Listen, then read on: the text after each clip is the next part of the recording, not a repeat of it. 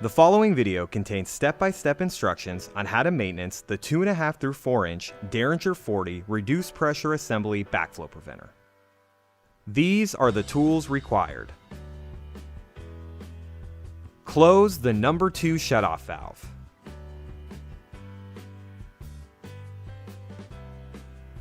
Close the number 1 shutoff valve.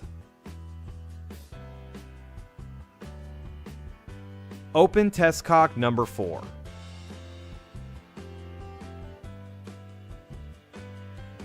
Open test cock number 3. Open test cock number 2. Do not open test cock number 1.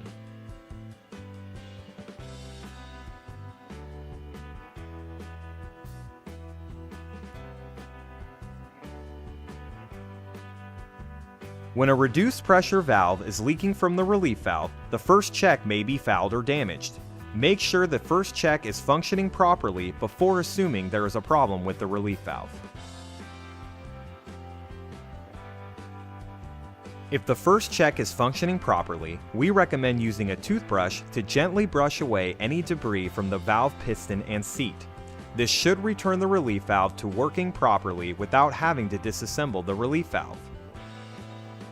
If damage to the relief valve has been found, please take the following steps to remove and repair the damaged relief valve. Using an adjustable wrench, disconnect the relief valve sensing line. Using a box wrench, loosen the relief valve mounting bolt on both sides of the body. Remove the relief valve O-ring. Using a socket wrench, disconnect the relief valve cover. Remove the relief valve diaphragm. Remove the C-clip. Use a flathead screwdriver if necessary. Remove the relief valve piston.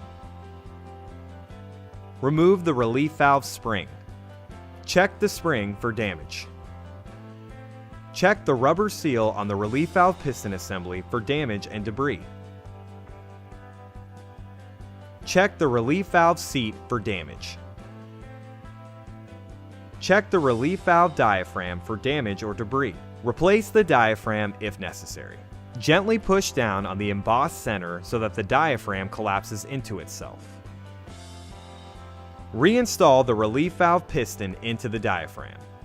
Make sure the diaphragm's embossed center is inserted into the piston groove. Place the spring into the relief valve body. Install the piston assembly into the relief valve body. Make sure the piston assembly lines up to penetrate the hole on the top side of the relief valve. When reinstalling the piston assembly, make sure the relief valve spring is centered in the relief valve body.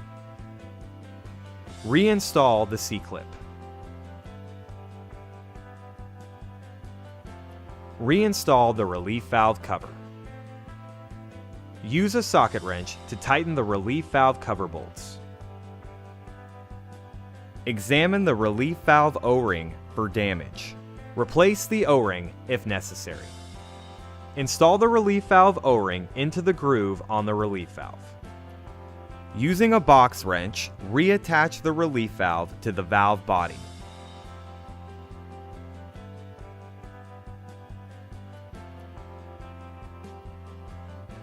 Using an adjustable wrench, reinstall the relief valve sensing line to the valve body. To remove the access cover, use a combo wrench to remove the 6 cover bolts. Make sure to keep the tapered washers with the access cover bolts. Remove the valve access cover. To remove the first check, loosen the check retaining bolt located on both sides of the body until flush with the inside of the valve. Remove the first check from the valve body.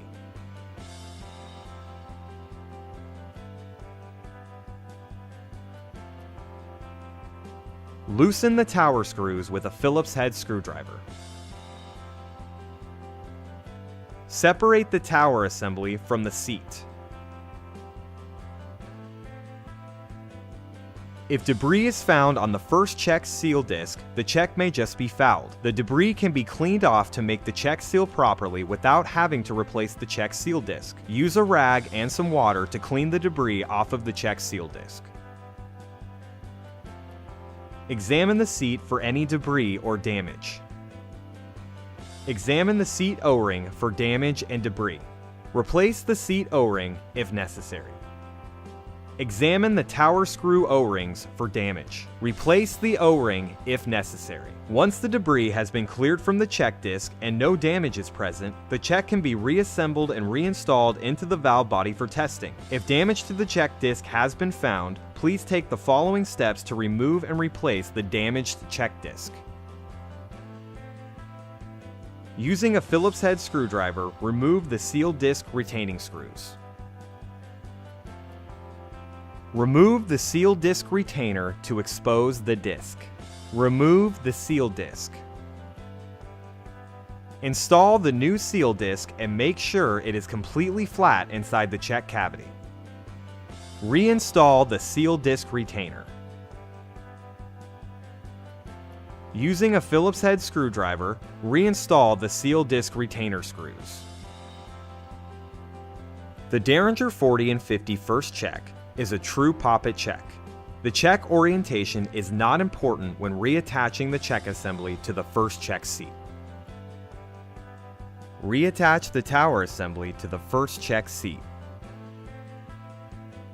Using a Phillips head screwdriver, retighten the tower screws.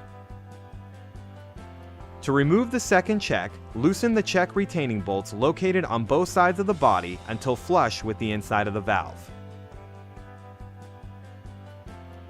Use a flathead screwdriver to gently remove the second check from the body.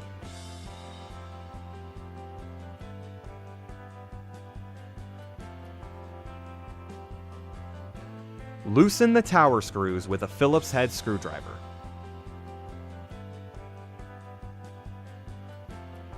Separate the tower assembly from the seat. If debris is found on the second check seal disc, the check may just be fouled. The debris can be cleaned off to make the check seal properly without having to replace the check seal disc. Use a rag and some water to clean the debris off of the check seal disc. Examine the seat for any debris or damage. Examine the seat O-ring for damage and debris. Replace the seat O-ring if necessary.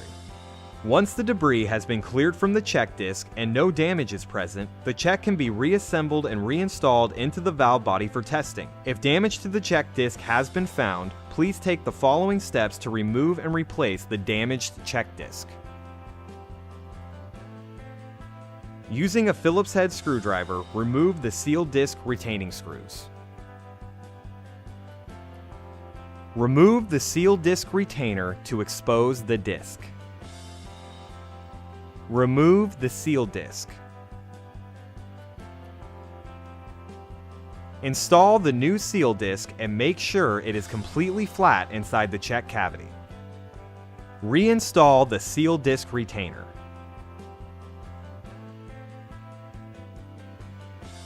Using a Phillips head screwdriver, reinstall the seal disc retainer screws.